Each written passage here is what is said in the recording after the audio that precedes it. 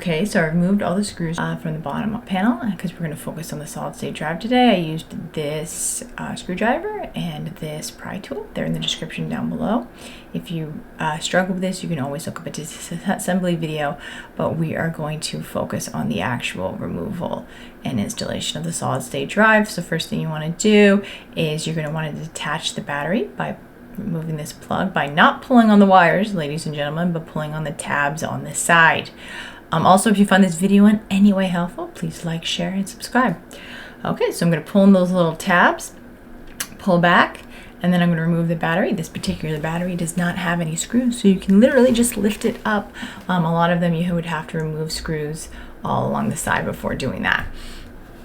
Alright, so now I'm going to unplug it here because the solid state drive in this particular model is underneath this ribbon cable. I'm going to pull back on the back flap right here, being careful because these particular kind of port do break easily. And then I'm going to pull this ribbon cable out gently, and there is my solid state drive, as you can see. So we're going to use that screwdriver to detach it, but I'm going to zoom in first and give you guys a better shot. Keep in mind, you can only replace the solid state drive if it looks like this and with a separate unit like that. See, as you see, I did the screw, and then the drive gets gently set back in, the new one you would use. And then I would go ahead and screw it back.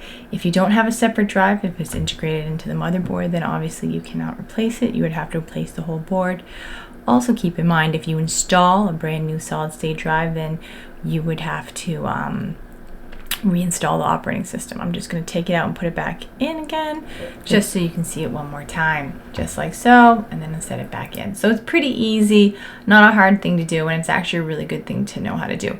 Also try to hold your solid state drive by the sides as much as possible. It is better for the drive. This drive is secure again, then I'm going to go ahead and close this up, and that's how you do it. From one egghead to another egghead, this is Liz signing out.